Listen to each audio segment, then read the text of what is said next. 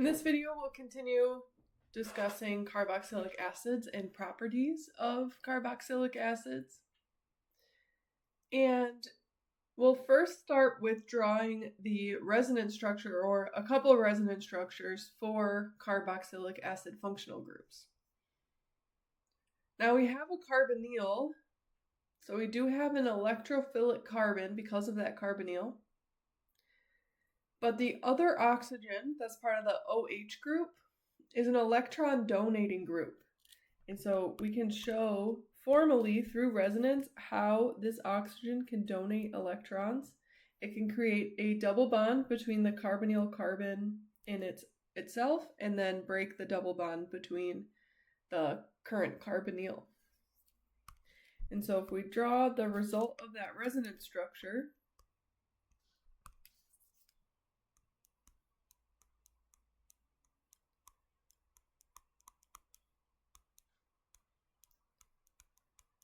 we now have an additional pair of electrons on what was the carbonyl oxygen, so that now has a negative charge. Then we have a new double bond between carbon and the oxygen that's part of the OH group. And so this has a positive charge. This oxygen has a positive charge. In this structure, all atoms are still closed shell.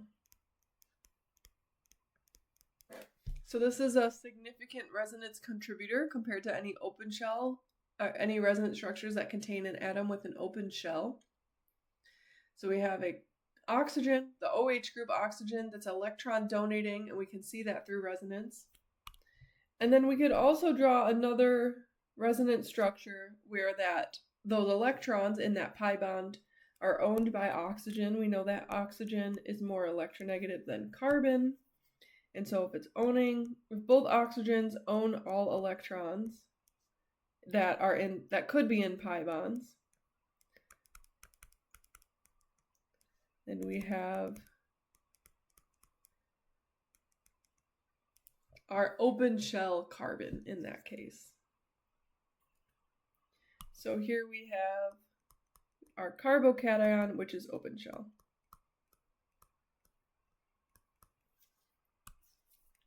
So here are three resonance structures that describe this electron delocalization in carboxylic acids. Electrons from both oxygens are delocalized.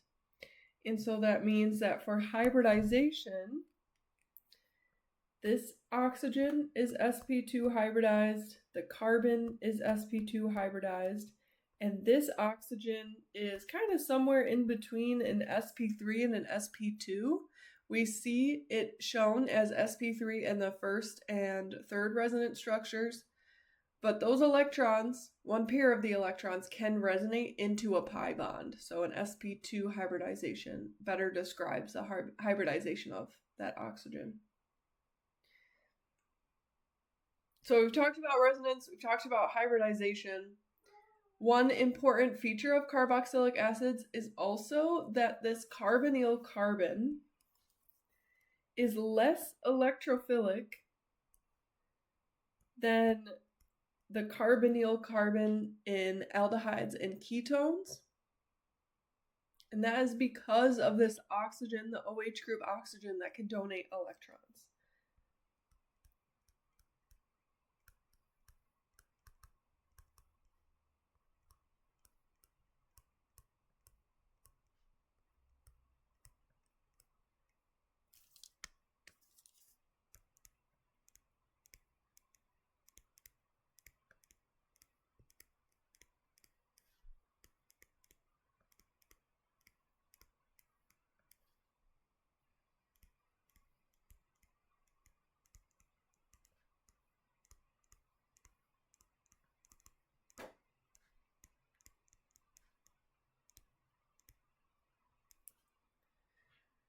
So by definition, carboxylic acids have an OH group, and that oxygen in the OH group that's not double bonded to anything is electron donating. And so if we're comparing the carbonyl carbon in the carboxylic acid and the carbonyl carbon in an aldehyde or ketone, That electron donating R group makes that carbonyl carbon less electrophilic.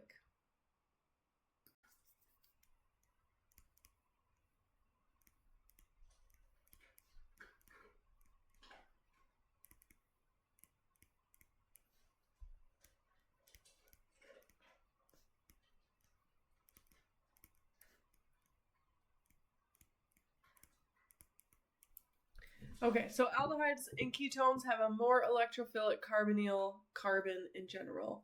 And now that doesn't mean we won't look into reactions of carboxylic acids at the carbonyl carbon. We will certainly do that. But overall, they're less reactive than the carbonyl carbons in aldehydes and ketones. Now, we've talked about polarities of carbonyls. So let's redraw a carboxylic acid, and I'm going to draw it kind of at an angle, and you'll see why in a moment.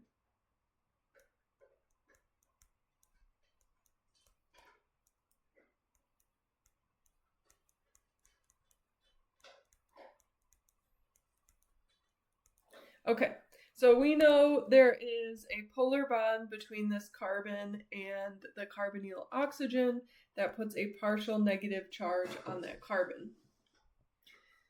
There's also a polar bond if we focus on the OH bond, where electron density is pulled away from hydrogen towards the oxygen, and that puts a partial positive charge on the hydrogen. Carbonyl compounds can also hydrogen bond. They can hydrogen bond with each other.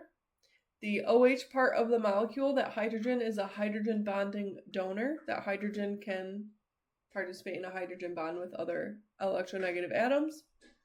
And then both oxygens are hydrogen bonding acceptors, so they can hydrogen bond with hydrogens from other molecules. And so carboxylic acids sometimes exist as what we call a dimer, where the carbonyl oxygen from one carboxylic acid molecule is hydrogen bonded, so a strong intermolecular force, to the hydrogen of another carboxylic acid molecule.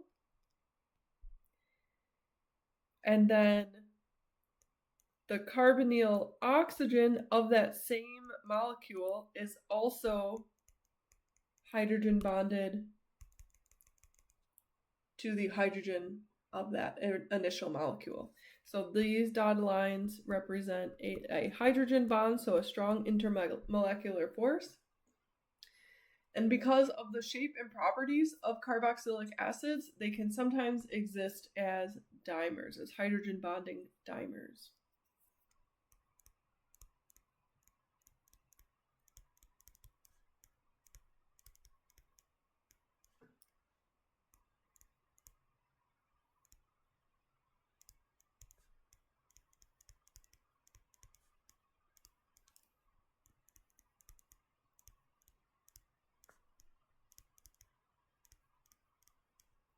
The dimer indicates that there are two carboxylic acid molecules that are kind of linked together through this hydrogen bond.